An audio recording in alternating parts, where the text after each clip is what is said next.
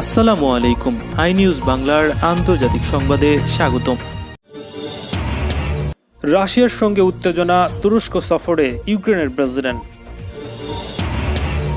ব্রহ্মপুত্রে চীনের মেগা প্রকল্পে উদ্বেগে জানালো ভারত এবং যুক্তরাষ্ট্র। উত্তর কোরিয়ার জনগণকে লক্ষ্য করে নিষেধাজ্ঞা নয় আমেরিকার হাস্যকর দাবি। ফিলিস্তিনি নির্বাচনের হামাসের বিজয়ের সম্ভাবনা, উদ্বিগ্ন ইসরায়েল এবং আমেরিকা। সমুদ্র সীমানায় ভারতের দাবি মাত্রাতিরিক্ত বলে মন্তব্য পেন্টাগন মুখপাত্রের। প্রিন্স ফিলিপের শেষ বিদায় থাকছে না ব্রিটিশ প্রধানমন্ত্রী বরিস জনসন। কোচবিহারে মমতা সহ রাজনৈতিক নেতাদের প্রবেশে নিষেধাজ্ঞা দিল নির্বাচন কমিশন। এবং সমস্ত নিষেধাজ্ঞা প্রত্যাহারের আগে আমেরিকার সঙ্গে আলোচনার প্রয়োজন নেই জানালো ইরান। আপডেট আন্তর্জাতিক সংবাদ পেতে চ্যানেলটি সাবস্ক্রাইব করে বেল আইকনে ক্লিক করুন। আমাদের ভিডিওতে লাইক দিয়ে আপনার মতামত জানান। ইউক্রেনের প্রেসিডেন্ট ভ্লাদিমির পুতিন জেলেনস্কি তুরস্ক সফর করেছেন এবং দেশটির প্রেসিডেন্ট রিসেপ তাইপ এরদোগানের সঙ্গে বৈঠক করেছেন।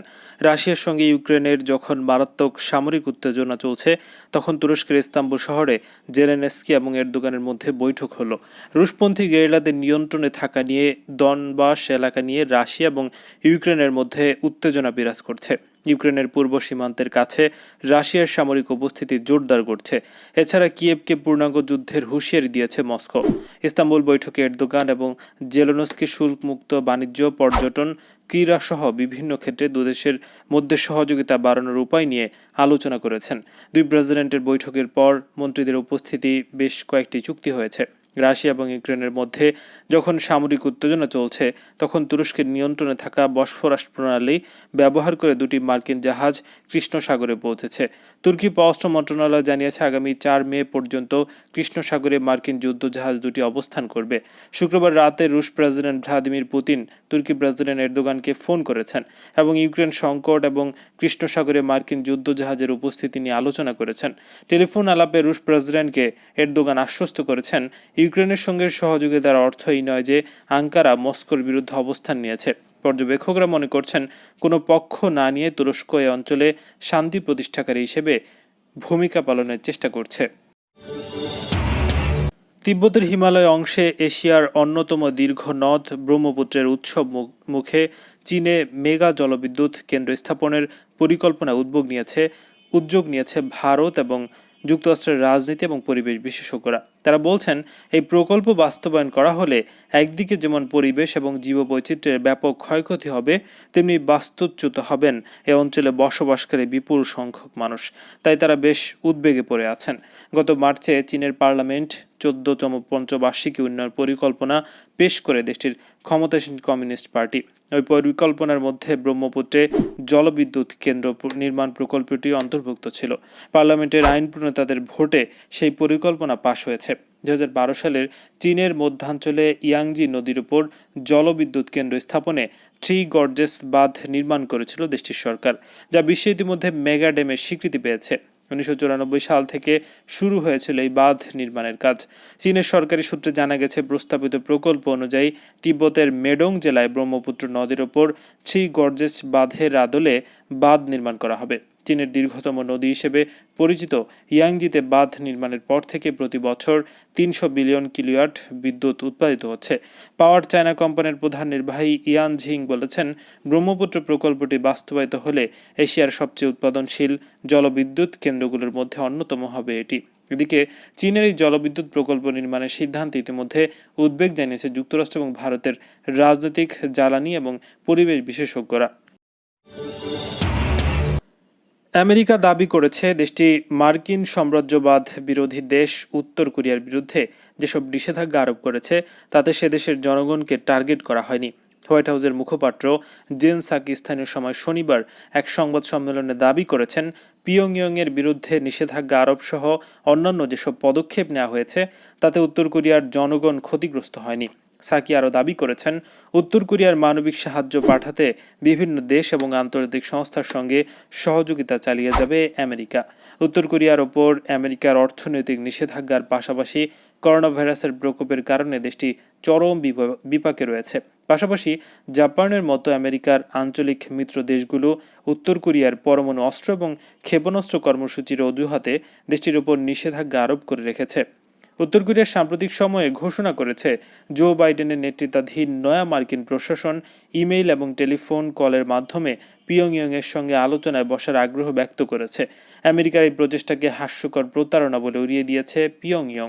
দেশটি বলছে, যতদিন উত্তর কোরিয়ার বিরুদ্ধে আমেরিকার বিদ্বেষী নীতি অব্যাহত থাকবে ততদিন আমেরিকার সঙ্গে কোনো আলোচনা হবে না। ফিলিস্তিনে আগামী মে মাসে অনুষ্ঠিত জাতীয় নির্বাচনে ইসলামী প্রতিরোধ আন্দোলন হামাসের সম্ভাব্য বিজয়ে উদ্বেগ প্রকাশ করেছে আমেরিকা এবং ইহুদিবাদী ইসরায়েল। মার্কিন পররাষ্ট্রমন্ত্রী অ্যান্থনি ব্লিংকেনের সঙ্গে টেলিফোন আলাপে এ উদ্বেগ প্রকাশ করেন ইসরায়েলের পররাষ্ট্রমন্ত্রী গাবি আশকোনাজি। এ সময় মার্কিন পররাষ্ট্রমন্ত্রী একইভাবে উদ্বেগ প্রকাশ করেছেন। ইসরায়েলের ওয়ালা নিউজ ওয়েবসাইটের উদ্ধৃতি দিয়ে রাশিয়া টুডে খবর দিয়েছে। টেলিফোন আলাপে ইসরায়েল এবং আমেরিকার পররাষ্ট্রমন্ত্রী বলেছেন, প্রতিদ্বন্দ্বী ফাতাহ আন্দোলনের মধ্যে মারাত্মক রকমের বিভক্তির কারণে গাজা ভিত্তিক হামাস মে মাসে নির্বাচনে বিজয়ী হতে যাচ্ছে। ইসরায়েলি পররাষ্ট্রমন্ত্রীর উদ্বেগ আমলে নিয়ে মার্কিন পররাষ্ট্রমন্ত্রী বলেছেন, ফিলিস্তিনে যে দলই ক্ষমতায় আসুক না কেন তাদেরকে অবশ্যই সহিংসতা বন্ধ করতে হবে, ইসরায়েলকে স্বীকৃতি দিতে হবে এবং আগের যে সমস্ত চুক্তি হয়েছে তার প্রতি সম্মান জানাতে হবে। একই সঙ্গে মার্কিন পররাষ্ট্রমন্ত্রী এও বলেছেন, আমেরিকা বিশ্বাস করে ফিলিস্তিনিদের একই রকম স্বাধীনতা, নিরাপত্তা, সমৃদ্ধি এবং গণতান্ত্রিক চর্চার অধিকার থাকা উচিত। ইসরায়েলের সমস্ত আগ্রাসী নীতির প্রতি অন্ধ সমর্থন দেওয়ার পরও আমেরিকার পক্ষ থেকে এই বক্তব্য দেওয়া হলো। মার্কিন পররাষ্ট্রমন্ত্রীর এই বক্তব্যকে পর্যবেক্ষকরা হাস্যকর বলে মনে করছেন। আরব সাগরে ভারতের ভূখণ্ড লাক্ষা দ্বীপপুঞ্জকে পাশ কাটিয়ে যুক্তরাষ্ট্রের নৌবাহিনীর যুদ্ধজাহাজের পরপারের পরিপ্রেক্ষিতে নয়াদিল্লির উদ্বেগে পেন্টাগনের এক মুখপাত্র মন্তব্য করেছেন, সমুদ্র সীমানায় ভারতের দাবি মাত্রাতিরিক্ত। শুক্রবার এক সংবাদ সম্মেলনে তিনি মন্তব্য করেছেন। ওয়াশিংটন ডিসিতে অনুষ্ঠিত সংবাদ সম্মেলনে পেন্টাগনের প্রেস সেক্রেটারি জন কির্বি সাংবাদিকদের বলেছেন, মার্কিন নৌবাহিনীর জাহাজ ইউএসএস জন পল জোন্স সমুদ্র যাত্রার অধিকার এবং স্বাধীনতা নিয়ে মালদ্বীপের কাছ দিয়ে পূর্ব অনুমতি ছাড়া দেশের এক্সক্লুসিভ ইকোনমিক জোন দিয়ে নির্দোষ চলাচল করছে। কির্বি বলেছেন, এই যাতায়াত আন্তর্জাতিক আইনের সাথে সামঞ্জস্যপূর্ণ। তিনি জানিয়েছেন, যুক্তরাষ্ট্র আন্তর্জাতিক আইন অনুসারে এই যাতায়াতের অধিকার চর্চা করবে। জন কির্বিকে এ বিষয়ে প্রশ্ন করা হলে তিনি বলেছেন, আমরা সারা বিশ্বে এটি করব। এটি শুধু চীন এবং তাদের মাত্রাতিরিক্ত সমুদ্র সীমার দাবির ক্ষেত্রেই নয়, সারা বিশ্বের জন্য কাজ আমরা করব। এর আগে শুক্রবার পূর্ব অনুমতি না নিয়ে ভারতীয় সমুদ্র সীমায় মার্কিন যুদ্ধজাহাজ পার হওয়ায় উদ্বেগ জানিয়ে বিবৃতি দেয় ভারতীয় পররাষ্ট্র মন্ত্রণালয়। বিবৃতিতে বলা হয়েছে, পারস্য উপসাগর থেকে মালাক্কার পথে থাকা ইউএসএস জন পল জোন্সের গতিবিধি আমাদের সার্বক্ষণিক নজরে আছে। বর্তমানে জাহাজটি যে স্থানে আছে তা লাক্ষা দ্বীপপুঞ্জের কাছে এবং ভারতের সমুদ্র সীমার এক্সক্লুসিভ ইকোনমিক জোনের অন্তর্ভুক্ত।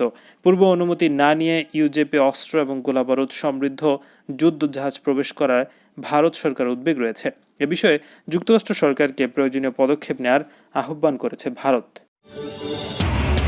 ব্রিটেনের রানী দ্বিতীয় এলিজাবেথের স্বামী এবং ডিউক অব এডিনবরা প্রিন্স ফিলিপের শেষকৃত্যে থাকছে না দেশের প্রধানমন্ত্রী বরিস জনসন। বিদ্যমান করোনা বিধিনিষেধের কারণে তিনি এই অনুষ্ঠানে অংশ নেবেন না বলে জানিয়েছে ব্রিটিশ সংবাদ মাধ্যম বিবিসি। ব্রিটিশ প্রধানমন্ত্রীর সরকারি বাসভবন 10 নং ডাইনিং স্ট্রিট জানিয়েছে, আগামী শনিবার অনুষ্ঠিতব্য প্রিন্স ফিলিপের শেষকৃত্য অনুষ্ঠানে অংশ নেবেন না বরিস জনসন। রাজপরিবার থেকে যতটা বেশি সম্ভব সদস্যদের অংশগ্রহণ নিশ্চিত করতেই এই সিদ্ধান্ত নেওয়া হয়েছে। বিবিসি জানিয়েছে, শেষকৃত্য অনুষ্ঠানে ডিউক অব এডিনবরার সন্তান, নাতি নাতনি সহ ঘনিষ্ঠ অন্যান্য পরিবার থেকে কেবল 30 জন উপস্থিত থাকতে পারবেন। করোনা মহামারীর কারণে সাধারণ মানুষকে এই অনুষ্ঠান থেকে দূরে থাকতে বলা হয়েছে। 1921 সালে গ্রিক দ্বীপ কোরফুতে জন্মগ্রহণ করেন প্রিন্স ফিলিপ। তার বাবা ছিলেন গ্রিস এবং ডেনমার্কের প্রিন্স অ্যাড্রিও। তিনি হেলেন্সের রাজা প্রথম জর্জের কনিষ্ঠ পুত্র ছিলেন। তার মা প্রিন্সেস অ্যালিস ছিলেন লর্ড লুইস মাউন্টব্যাটেনের মেয়ে। প্রিন্স ফিলিপ এবং রানী দ্বিতীয় এলিজাবেথ দম্পতির সন্তান 4 জন। তাদের 8 নাতি নাতনি এবং সেসব নাতি নাতনির আরও 10 সন্তান রয়েছে। গত শুক্রবার 99 বছর বয়সে মারা যান প্রিন্স ফিলিপ। ভারতের পশ্চিমবঙ্গের বিধানসভা নির্বাচনে শনিবার চতুর্থ দফার ভোটে কোচবিহারের শীতলকুচিতে 5 জন নিহত হয়েছে। তাদের মধ্যে 4 জন নিহত হয়েছেন দেশটির কেন্দ্রীয় বাহিনীর গুলিতে। আর এর পরপরই পরিস্থিতি নিয়ন্ত্রণে রাখতে আগামী 72 ঘন্টা কোচবিহার জেলায় রাজনীতিকদের প্রবেশে নিষেধাজ্ঞা দিয়েছে নির্বাচন কমিশন। শনিবার রাতে এই নিষেধাজ্ঞা আরোপ করা হয়। শনিবারের এই ঘটনার পর রাজ্যের মুখ্যমন্ত্রী মমতা বন্দ্যোপাধ্যায় জানিয়েছিলেন, রোববার সকালে নিহতদের বাড়িতে গিয়ে তাদের স্বজনদের সঙ্গে দেখা করবেন তিনি। এ লক্ষ্যে শনিবার বিকেলে তিনি রাজ্যের উত্তরাঞ্চলে পৌঁছে গেছেন। কিন্তু রাতে নির্বাচন কমিশনের জারি করা নিষেধাজ্ঞার পর সৃষ্টি হয়েছে অনিশ্চয়তা। তার দল তৃণমূল কংগ্রেস অবশ্য বলছে, পরিস্থিতি বিবেচনা করে মমতা নিজেই সিদ্ধান্ত নেবেন। শনিবার রাতে দেশটির নির্বাচন কমিশনের জারি করা নির্দেশনায় বলা হয়েছে, কোচবিহারের ভোট গ্রহণ পর্ব শেষ হয়েছে। আগামী 72 ঘন্টায় জেলার ভৌগোলিক সীমানার মধ্যে কোনো জাতীয় বা আঞ্চলিক বা অন্য কোনো দলের রাজনৈতিক নেতা বা নেত্রীকে ঢুকতে দেওয়া হবে না। একই সঙ্গে উত্তেজনা কমাতেও নেওয়া হয়েছে নতুন উদ্যোগ। কমিশন বলছে, নির্বাচনের পঞ্চম দফা থেকে ভোট গ্রহণের 48 ঘন্টা আগে নয়, 72 ঘন্টা আগে শেষ করতে হবে প্রচারণা। তবে নির্বাচন কমিশনের এই নিষেধাজ্ঞা জারির পর তৃণমূলের সাংসদ সৌগত রায় জানিয়েছেন, মমতাকে আটকাতেই কমিশন এই সিদ্ধান্ত নিয়েছে। ইসলামী প্রজাতন্ত্র ইরানের ওপর থেকে সমস্ত নিষেধাজ্ঞা প্রত্যাহারের আগ পর্যন্ত ওয়াশিংটনের সঙ্গে প্রত্যক্ষ কিংবা পরোক্ষ যে কোনো আলোচনার সম্ভাবনা নাকচ করে দিয়েছে তেহরান। মার্কিন গণমাধ্যম সিএনএনের সাংবাদিক ক্রিশ্চিয়ান আমানপুরকে দেয়া এক সাক্ষাৎকারে ইরানের পররাষ্ট্র মন্ত্রণালয়ের মুখপাত্র সাইদ খাতিবজাদে কথা বলেছেন। তিনি বলেছেন, অস্ট্রেলিয়ার রাজধানী ভিয়েনায় অথবা অন্য কোথাও ইরান এবং আমেরিকার মধ্যে পরোক্ষ কিংবা প্রত্যক্ষ কোনো আলোচনা হয়নি এবং এ বিষয়ে কোনো নতুন আলোচনার প্রয়োজন নেই। ইরান এবং 5 জাতিগোষ্ঠীর মধ্যে 4 দিনের আলোচনা শেষে সিএনএনকে সাক্ষাৎকার দেন সাইদ খাতিবজাদে। পরমাণু সমঝোতা পুনরুজ্জীবিত করার লক্ষ্য নিয়ে ইরান এবং 5 জাতিগোষ্ঠী এই আলোচনায় বসে। 5 জাতিগোষ্ঠীর পক্ষে আলোচনায় অংশ নিয়েছে ব্রিটেন, চীন, ফ্রান্স, রাশিয়া এবং জার্মানি। ক্রিশ্চিয়ান আমানপুরকে দেয়া সাক্ষাৎকারে খাতিবজাদে আরও বলেছেন, আমেরিকা এবং ইরান আবারও আলোচনায় বসবে কিনা তা নির্ভর করছে পরমাণু সমঝোতা আমেরিকার ফিরে আসার ওপর। যখন আলোচনার টেবিলের সভায় উপস্থিত থাকবে তখন আমরা আলোচনা চালাতে পারি, কিন্তু তার আগ পর্যন্ত আমেরিকা এবং ইরানের মধ্যে কোনো পরোক্ষ কিংবা প্রত্যক্ষ আলোচনা হবে না। আপডেট আন্তর্জাতিক সংবাদ পেতে চ্যানেলটি সাবস্ক্রাইব করে বেল আইকনে ক্লিক করুন। আমাদের ভিডিওতে লাইক দিয়ে আপনার মতামত জানান।